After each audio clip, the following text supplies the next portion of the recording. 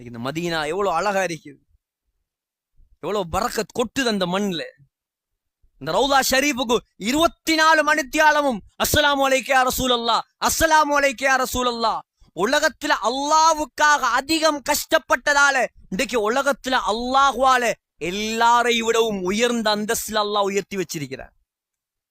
பணத்தால, பலத்தால, பட்டத்தால, பதவியால, ஆட்சியால, அரசியலால, அதிகாரத்தால அல்ல, முழுக்க முழுக்க அல்லாஹ்வுக்காக கஷ்டப்பட்டதால். இன்னைக்கு எங்களால எத்தனை பேர் பள்ளிக்கு வந்திருக்கிறாங்க, எத்தனை பேர் தொழுகையாளியா மாறி இருக்கிறாங்க, எத்தனை பேர் எங்களால இஸ்லாத்துக்கு வந்திருக்கிறாங்க, எத்தனை பேருக்கு நாங்க மார்க்கத்தை சொல்லி இருப்போம். அங்காலையும் இங்காலையும் வேற வேற சிலைகளை வணங்குற மக்கள் வாழ்றாங்க. அவங்களுக்கு அல்லாஹ்வை அறிமுகப்படுத்திருப்போமா? இல்ல. நாங்க வாழ்ந்தா சரி, நாங்க உழைச்சி ஊடு கட்டி எதெல்லாம் தேவையோ அதெல்லாம் நோக்கமா மாறிட்டு. சகோதரர்களே, கப்பல் போறதுக்கு தண்ணி தேவை, கப்பல் போறதுக்கு தண்ணி தேவை. தண்ணி இல்லாம கப்பலோட இல்லாது. அதே போல உலகத்துல வாழக்கூடிய நமக்கு ஊடு தேவை, வாசல் தேவை, குடும்பம் தேவை, புள்ள கூட்டி தேவை, தொழில் தேவை, ஹலாலான சம்பாத்தியம் தேவை. எதையுமே அல்லாஹ் வானாங்கள். ஆனா கப்பல் ஓடுவதற்கு காரணமாக இருக்கக்கூடிய தண்ணி எப்ப கப்பலுக்குள்ள என்டர் ஆகுமோ, எப்ப கப்பலுக்குள்ள என்டர் ஆகுமோ அதுதான் கப்பலுடைய கடைசி நாள். கப்பல் அழிய போகுதுன்ற அர்த்தம். தண்ணி வெளியால இருக்கும் வரைக்கும் தான் கப்பலுக்கு பாதுகாப்பு. கப்பலுக்குள்ள தண்ணி வந்தா கப்பலும் அழிஞ்சி கப்பல்ல உள்ள பிரயாணிகளும் அழிஞ்சு போவாங்க. அதே போல சகோதரர்களே, எது வரைக்கும் துனியாவை கல்புக்கு வெளியே வச்சு நாங்க தேடுவோமோ அது வரைக்கும் நாங்க தப்பி. என்றைக்கு அல்லாவுக்கு இருக்க வேண்டிய இந்த கல்பு துனியாவுக்குரிய இடமாக மாறுதோ அன்றுதான் அழிவு காலம் ஸ்டார்ட்.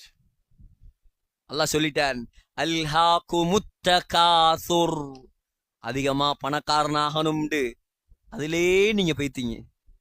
அதிகமா சொத்து செல்வம் தேடணும் தேடணும் தேடணும் தேடணும் என்று அதிலே நீங்க பராக்காக ஆகிட்டீங்க. எது வரைக்கும் தெரியுமா? அல்லாஹ் சொல்றான், எது வரைக்கும் தெரியுமா?